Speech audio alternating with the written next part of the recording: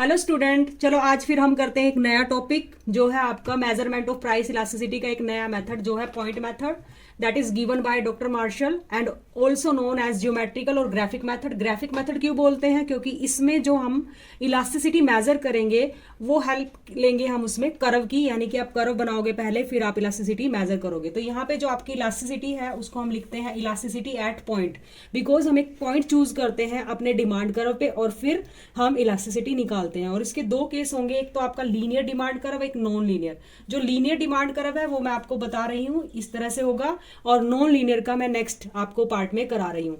तो इसका फॉर्मूला रहेगा E at point lower sector of the demand curve divided by upper sector of the demand curve.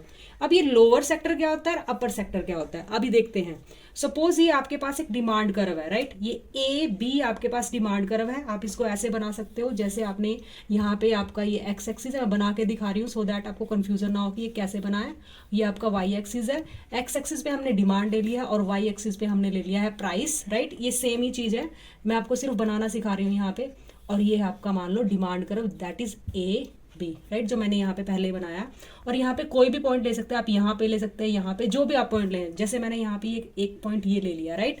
तो इस point का नाम रखा है मैंने पी। तो मुझे इस पॉइंट पी पे इलास्टिसिटी मेजर करनी है, तो कैसे होगी?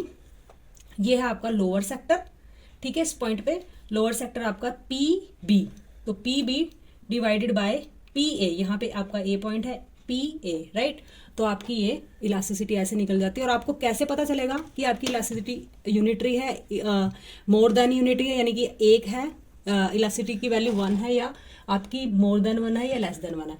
अगर आपका लोअर सेक्टर ग्रेटर देन है अपर सेक्टर से, राइट, ये नीचे वाला पार्ट आपका ऊपर वाले पार्ट से अगर बड़ा है, नीचे वाला पार्ट, तो आपकी इलास्टिसिटी एक से ज्यादा होगी। लेकिन अगर ये मिड में आपने कोई पॉइंट ले लिया है और दोनों ही पार्ट बराबर है, यानी कि पी बी और पी ए अगर आपके बराबर है, तो आपकी इलास्टिसिटी एक होगी।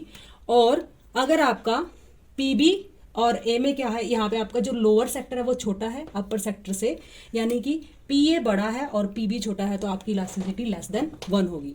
ये है लीनियर का केस। अभी नॉन लीनियर का मैं आपको बता, हाँ जी। अगर आपका डिमांड कर्व नॉन लीनियर हो तब आपको क्या करना है, बस एक लिटिल सा चेंज है, छोटा सा चेंज है। अभी जैसे सपोज वही आपका डिमांड कर्व बना लेंगे हम, राइट।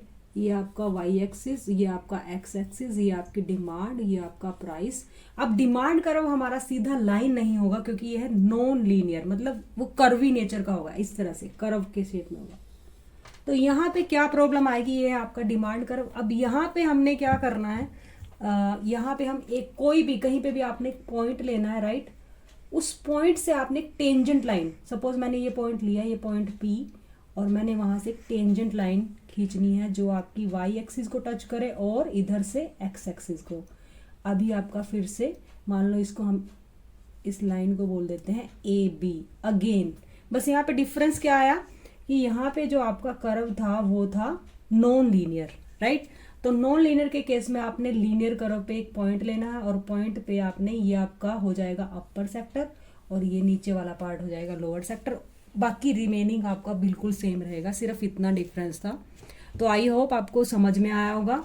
तो पॉइंट मेथड में बेसिकली आपने क्या करना है, दो केसेस होंगे, आपका लीनियर के केस में जो मैं करा चुकी हूँ और आपका नॉन लीनियर के केस में। तो इस तरह से आपका ये पॉइंट मेथड आप लिख सकते हो, राइट।